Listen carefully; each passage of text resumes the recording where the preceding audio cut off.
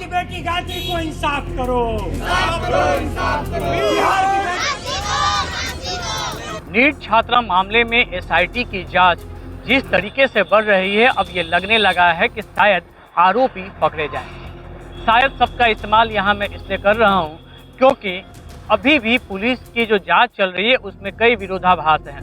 नमस्कार, मैं हूँ अमिताभ ओझा और आप देख रहे हैं न्यूज़ 24 बिहार झारखंड। बिहार के चर्चित नीट छात्रा मामले में एसआईटी की जांच जैसे जैसे आगे बढ़ रही है, सवाल भी उठ रहे हैं और कई सवाल के जवाब देने में पुलिस फंस भी रही है। दरअसल 6 तारीख को यह मामला आया था और 15 तारीख को इस पूरे मामले में पोस्टमार्टम की रिपोर्ट आने के बाद पूरे मामले की जांच के लिए एसआईटी बनाई गई थी। और एसआईटी की जांच करते हुए अब तक की अगर हम कार्रवाइयों को देखें तो एसआईटी कई बार अपने ही बुने सवालों में उलझती जा रही है। फिलहाल इस मामले में जो अपडेट जानकारी है वो ये है कि एसआईटी ने इस पूरे मामले में लेकर अभी तक 25 लोगों का डीएनए सैंपल लिया है, जिनमें से कई सस्पेक्ट हैं। फिलहाल 25 लोगों का जिनका डीएनए सैंपल लिया गया है उनका डीएनए प्रोफाइल तैयार किया जा रहा है, जिसमें कि अभी कुछ दिन वक्त लग सकता है। इस बीच आपको हम बता दें कि इस पूरे मामले में 3 थ्योरी काम कर रही है। एक तरफ जहां शुरुआती दौर में पटना पुलिस की जो जांच चल रही थी वो इस तरफ चल रही थी कि पूरी घटना में कहीं न कहीं परिवार वाले ही शामिल हैं, यानी कि जो छात्रा थी उसके अपने परिवार वाले शामिल थे। उसके एक मौसरे भाई की चर्चा हुई थी, उसके एक मामा की चर्चा हुई थी, तो रिश्तेदारों के इर्द गिर्द ही घूम रही थी। हालांकि सबसे पहले जो हॉस्पिटल की रिपोर्ट के हवाले से पटना पुलिस की फजीहत तब हो गई थी जब उसने कहा था कि मामला आत्महत्या का था, छात्रा डिप्रेशन में थी, नींद की गोलियां खाने से उसकी हालत बिगड़ी और बाद में अस्पताल में मौत हो गई। लेकिन जैसे ही पोस्टमार्टम रिपोर्ट आया उसके बाद यह साफ हो चुका कि यह मामला आत्महत्या का नहीं है बल्कि रेप का है। लेकिन पोस्टमार्टम रिपोर्ट भी पटना पुलिस ने विश्वास नहीं किया, और अगर विश्वास की होती तो अभी तक जांच का नतीजा कुछ और आता। इसमें सेकंड ओपिनियन के लिए इसे एम्स भेज दिया गया, जबकि फोरेंसिक की टीम ने इसमें लगातार जांच की। हालांकि घटना स्थल से उसे कोई ऐसा साक्ष्य नहीं मिला जिससे कि जांच की दिशा आगे बढ़ती। इसका कारण ये था कि 6 तारीख से 9 तारीख तक जो घटना स्थल था वो खुला रहा और इस दौरान वहाँ पर न सिर्फ फिनाइल देके पूरे कमरा को धो दिया गया था बल्कि जो बेड शीट और बिस्तर थे उसे भी वाश कर दिया गया था। यही वजह थी कि शुरू में फोरेंसिक को कुछ खास नहीं मिला। बाद में फोरेंसिक की टीम ने जब कपड़े की मांग की तो उसके बाद जो केस की जो आईओ थी चित्रकूट नगर थाना प्रभारी, उन्होंने काफ़ी फजीहत के बाद एक अंडरगारमेंट्स ले जाके फोरेंसिक में दिया था, जिसकी जाँच हुई और जिसकी जाँच होने के बाद फोरेंसिक एक्सपर्ट ने पाया कि उसमें मेल स्पर्म है, यानी कि ये बायोलॉजिकल जाँच थी। 4 प्रकार की जांच होती है जिसमें कि फर्स्ट जो बायोलॉजिकल जांच थी उसकी रिपोर्ट आई। सेकंड जो फाइंडिंग इसमें आया वो भी काफ़ी इंपॉर्टेंट था।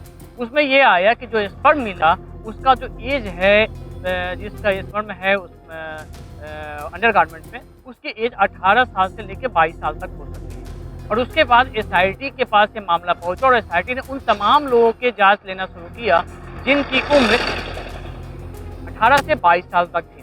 इसके लिए जो छात्रा थी उसकी ट्रेवल हिस्ट्री को खंगाला गया, यानी कि 25 दिसंबर से लेकर 5 जनवरी तक के जो पूरे जो समय था उस दौरान छात्रा किन किन लोगों से मिली, कहाँ गई, किनके साथ वो रही, वो सारी प्रोफाइल को तैयार किया जा रहा है। हालांकि सवाल इसमें ये उठा कि उसके माता पिता और भाई और मामा का डीएनए सैंपल क्यों लिया गया है, लेकिन इसके बारे में फोरेंसिक एक्सपर्ट का तर्क है। उनका कहना है कि जब डीएनए प्रोफाइल तैयार किया जाता है तो दोनों पक्षों को देखा जाता है। उनकी माता के पक्ष को भी देखा जाएगा जिसमें उनके मामा आते हैं, नाना आते हैं। दूसरा, उसका जो पितृ पक्ष होता है उसको भी देखा जाता है जिसमें कि भाई आया, पिता आया। तो ये एक जांच की प्रक्रिया है, इसमें सवाल उठाना लाजमी नहीं है।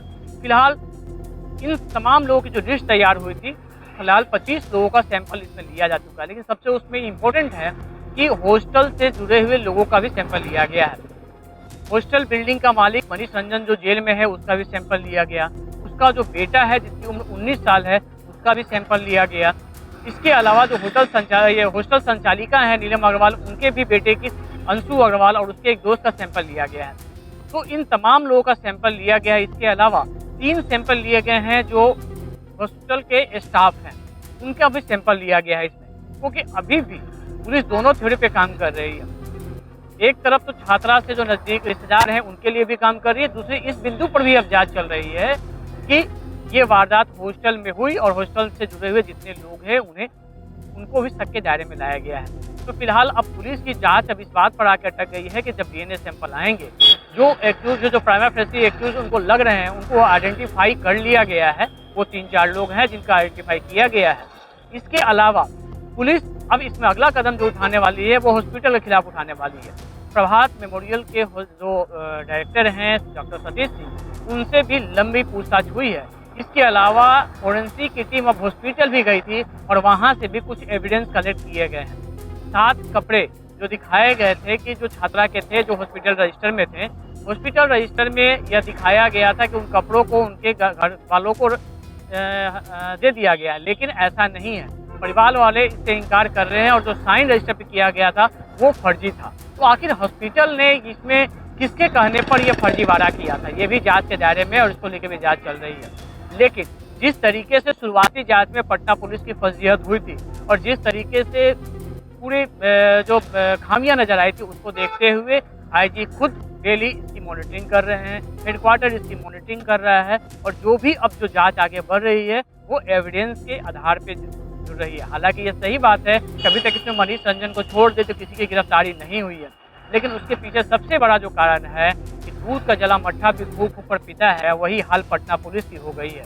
शुरुआती जांच में इतनी ज़्यादा इनमें गड़बड़ियाँ रही, इतनी ज़्यादा लापरवाही रही कि अब आगे की जो जांच चल रही है वो सिर्फ एविडेंस के आधार पर चल रही है, एविडेंस बेस चल रही है और यही वजह है कि इसमें समय लग रहा है।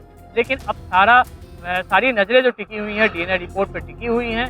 जब डीएनए सीक्वेंस का जो रिपोर्ट आएगा उससे कौन है आरोपी इसका पता चल जाएगा।